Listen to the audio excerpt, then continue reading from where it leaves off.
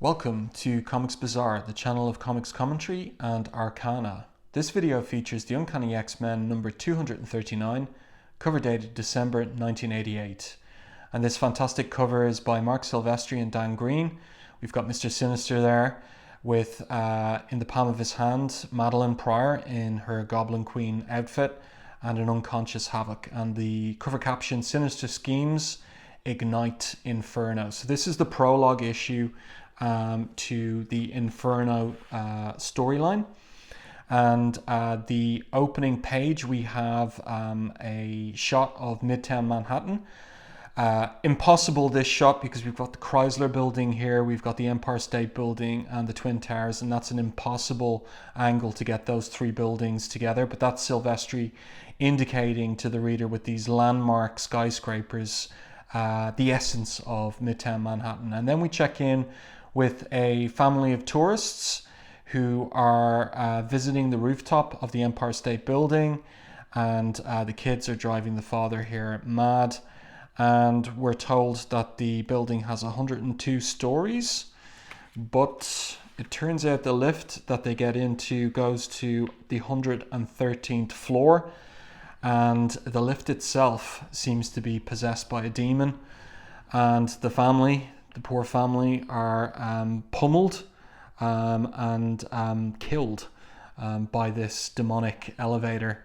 And we see the blood pouring out from under the doors, and the oblivious cleaner just mops up the blood while listening to his Walkman.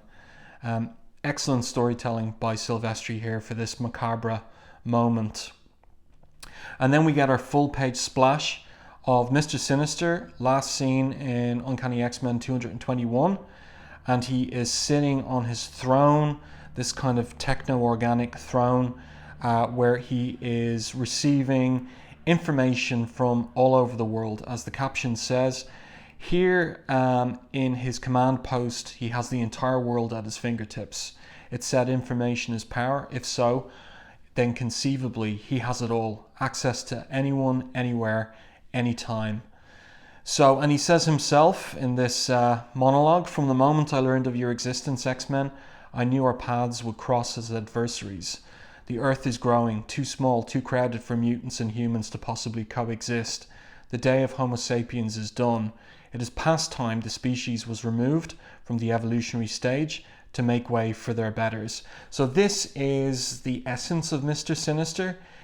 He is a race supremacist, and maybe it makes sense now that we have this storyline picking up after our visit to Genosha in the previous 4 issues. The racist apartheid state built on the back of mutants, and here we have the flip side of that, the dark mirror image of it, with Mr. Sinister scheming to eradicate the human race and make way for Homo Superior.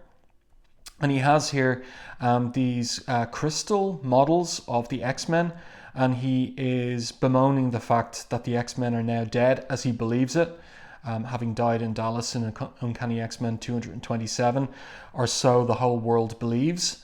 And he is saddened at that fact.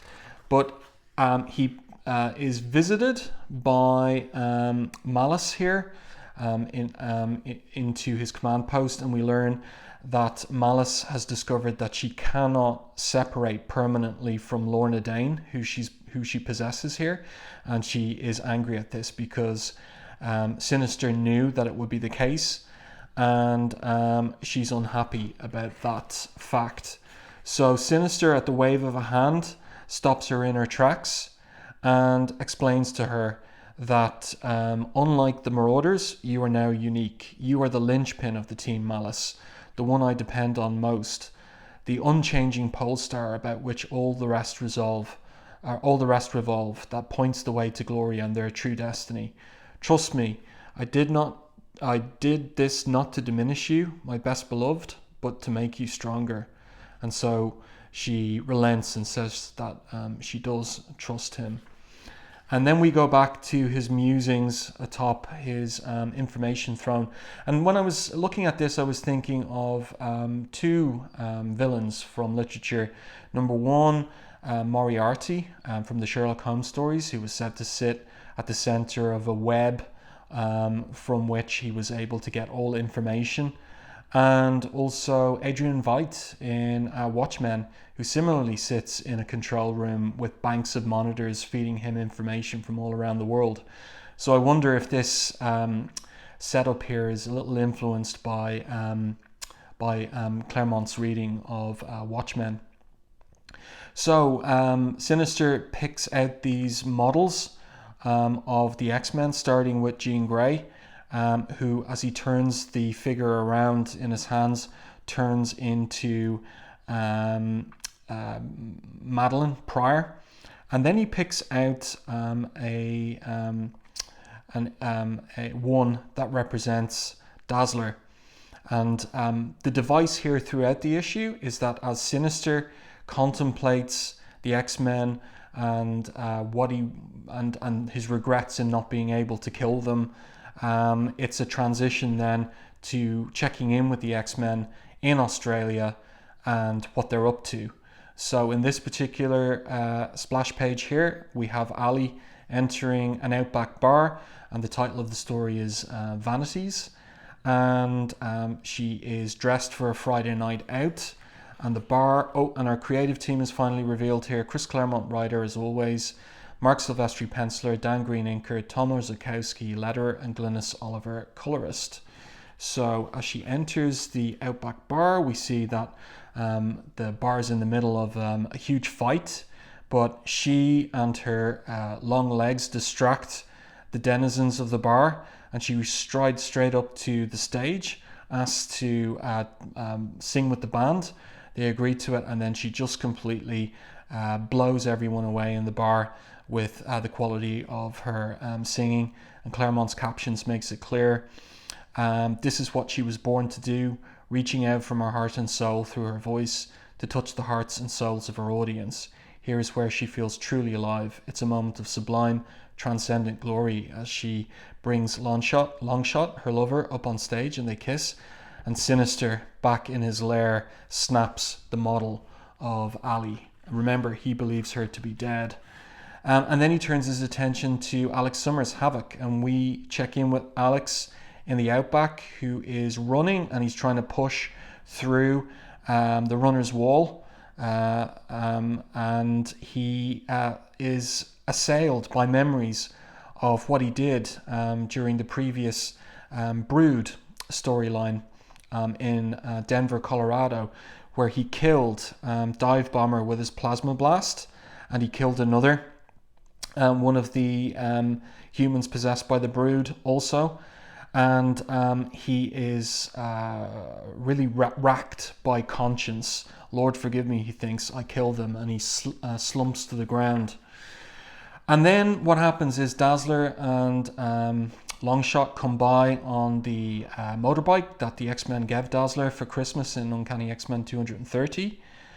And he thinks about how lucky Longshot is to be with Dazzler romantically. And as she passes, leaving this dazzle effect in her wake, there emerges from it a figure. And Alex thinks to himself, who's that coming out of it? And it turns out to be Madeline. Only me, Alex. Madeline, sorry. Didn't realize I was speaking aloud. And if you weren't, she replies, wouldn't it be a kick if I could read minds? Of course, there's an allusion here to the woman that she particularly resembles, Jean Grey. But Alex says, haha, very funny. I like you just fine the way you are. What brings you out here? And she says she was watching him on her computer monitors, and she came out to be with him. I like looking at you, Alex, she says. I worry about you. I care. And he accepts her hand and says, yeah, so do I. So then back with Sinister, he turns his attention to Storm, and we see Storm in the computer center, formerly owned by the Reavers, and she's looking at images of herself in the databanks of the computer, her classic costume, what she wore going up against the adversary, her current Outback uniform, and so on and so forth. And she thinks that maybe they should investigate who was responsible for the creation of the Reavers and who's behind this particular computer system, because otherwise on the planet, the X-Men are unseen by technology, and there was a computer virus released worldwide in Uncanny X-Men 158 that wipes any data concerning them from any computers that are networked on the planet.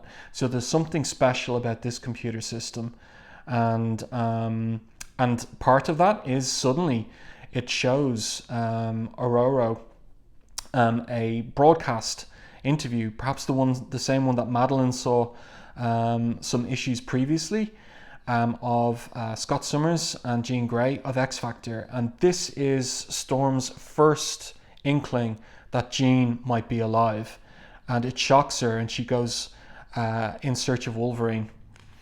So then we have Sinister holding his crystal sculpture of Wolverine and smashing it just as Aurora arrives, angry that Jean is alive, and says to Logan, "I saw her, Logan, on the video display. Jean Grey is alive." And he replies, "Yes." And she throws him at the ground. "You knew, yes. You never told me. For how long?" And he tells her, "First time I caught the scent was in the alley during our tussle with the Marauders." And then he says, "Then later at her sister's place," this is Uncanny X-Men 215, "it made me crazy, Aurora. That's why I hit you then. I lost control, didn't know what I was doing."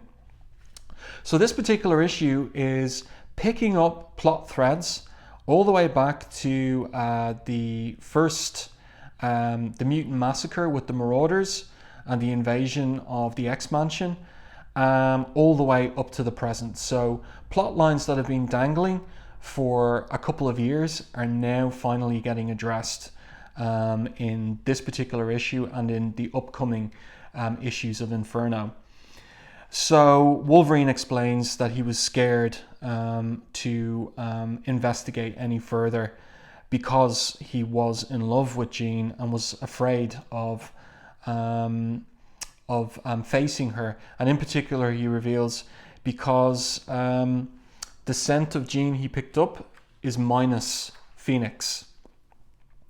And then we turn our attention to Psylocke, who is apparently training with Rogue and Colossus, and she evades both of their attacks using her powers and her agility, but ultimately Colossus moves quicker than she and is able to fling her, and then she's pinned down by Rogue, and she yields to Rogue and asks to be released, but Rogue responds, "Make me," and then Psylocke angrily hits her with a psi attack, knocking Rogue unconscious. And this is an interesting bit here coming in the colouring. So Rogue's natural eye colour is green, but when Carol Danvers' psyche takes over, her eye colour changes to blue, Carol's eye colours. So with Rogue unconscious, Carol takes over the body, and her voice changes as well, as is recognised by Colossus. That's not Rogue's voice. So then we have Carol dialoguing with Psylocke, who's taking off her armor here and going for a dip to cool down. We haven't learned of the origin of the armor. It does make Psylocke into something of, it's kind of like a sci-fi medieval knight style for her armor, but we haven't learned its origins. And there's an interesting bit here in the dialogue between Carol and Psylocke where it seems that when Carol is running Rogue's body, she's able to make physical contact with someone here like Psylocke without absorbing her powers and memories. So is this just because Carol is in control of the body and therefore Rogue's powers are inert? Or is it suggesting that Rogue has the potential to mentally control her powers, but because of the trauma of the first appearance of her powers, she is unable yet to control them mentally for herself. So interesting storytelling here from Claremont that only the attentive reader would pick up on. And then back to Sinister, who finishes up with the model of Madeline and says, "You were my pride, my joy, the first and in so many ways the best, what I dreamed of accomplishing with you, my Madeline. Now nothing but dust, what a waste." And then our scene switches to the X-Men's Outback Town and Havok sunbathing, listening to music, Devil with a Blue Dress. And here we have on the side table here a photo of himself and his ex-girlfriend, Lorna Dane, now possessed by malice. And here a little Easter egg for the eagle-eyed reader, a copy of First Flight, Claremont's first novel published at this time. So Alex then, in a kind of daydream, remembers back to his brother's wedding to Madeline, and he and Lorna dancing, but then Lorna transforms into Malice, and then he bumps into Madeline, and then they have a moment and dance together. And just as he is waking up from that dream, who appears except Madeline in that blue dress? And in shock, Alex falls off his lounger, and the photo of himself and Lorna smashes. So Havok is making it plain now in terms of Madeline dressing up and flirting with him that he's uncomfortable because she's his brother's wife. But what happens next is almost presented as having been inevitable all along. Madeline retreats to her room, or is it Havok's room probably, and she invites him in to seek a little solace, to ease the pain. And in he goes into the shadows with Madeline. And then we switch back to Sinister. And this is interesting if you compare it to the previous issue, where we got a look at the G-Engineer's lab, and the lab specifically for decanting babies, as it was put, on Genosha. And Madeline, when she went down there, recognized, or felt she recognized, the equipment. And here we see the exact same equipment in Sinister's lair. So there's a question raised as regards, where does this equipment come from? Where did the G-Engineer get it from? Did the G-Engineer engineer it, or was it given to him? And did Sinister give it? And in what guise? And then we see there is a baby indeed in one of these pods. And Sinister names the baby Nathan Christopher Charles Summers. So this is what became of Madelyne's child in Uncanny X-Men 215. The child was kidnapped by the Marauders, has been in the possession of Sinister ever since. And this now is going to be the core of Sinister's new scheme. And who is watching in the shadows except the demon Nastir? And then we go back to Australia, where the implication of these panels is that Alex has slept with Madeline, and Madeline is awake in the middle of the night. And watching over Alex, she says, "Another time, another place, who knows what might have been. Here and now, who can say what yet will be? I could save you, but it's best that I don't." And then she goes down to the computer room, and Nastir checks in with her and says, "The sacred task proceeds apace, dread majesty. The grand design fast approaches completion. All will be in readiness at the appointed place, at the appointed hour. Indeed, the first faint sparks of the Inferno have already manifested themselves. The Goblin Queen should be most pleased." "Hardly, Nastir," she replies. "We have a bargain. Remember, I'm waiting impatiently for your end to be fulfilled." And this is it. This is what she's looking for. "I want the Marauders found so that the X-Men can pay them back for the misery they've caused. But most of all, Demon, I want my son. Fail in this, Nastir, and I'll show you the true meaning of Inferno, as we see in the pupil of her eye the Phoenix effect." So there's all these implications. By the way, the outfit she's wearing here, this black dress slit down the middle, is the image of the black dress worn by Jean Grey in Uncanny X-Men 132, when the X-Men entered the Hellfire Club back in the midst of the Dark Phoenix saga. So there's a lot of callbacks going on here, and Claremont playing around with the expectations of readers who've been wondering for a long time now, who exactly is Madeline Pryor? What exactly is her relationship to Jean Grey? And whether and if, because if Wolverine is right and the Phoenix is no longer involved with the revived or resurrected Jean Grey, is the Phoenix Force in Madeline? Well, we're going to have to continue reading Inferno to find out. And here on this side of the page we have a one-page ad for Inferno with Sim comically saying that Inferno wasn't supposed to start until September, but I'm not a nice guy, that's why I jumped the gun and started the mayhem a little early. Have a blast, bring marshmallows. This is a wonderful image here by Silvestri and inked by Terry Austin. So it's not often that you see Silvestri inked by Austin.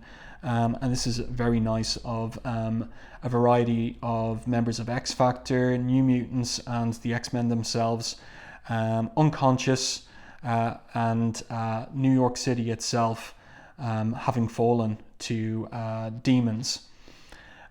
So there you go. I hope that you enjoyed this review and commentary of Uncanny X-Men 239. Another ad there for Inferno in X Factor and New Mutants. And if you did enjoy the video, please like it. And if you haven't done so already, subscribe to the channel and stay tuned for more content like this.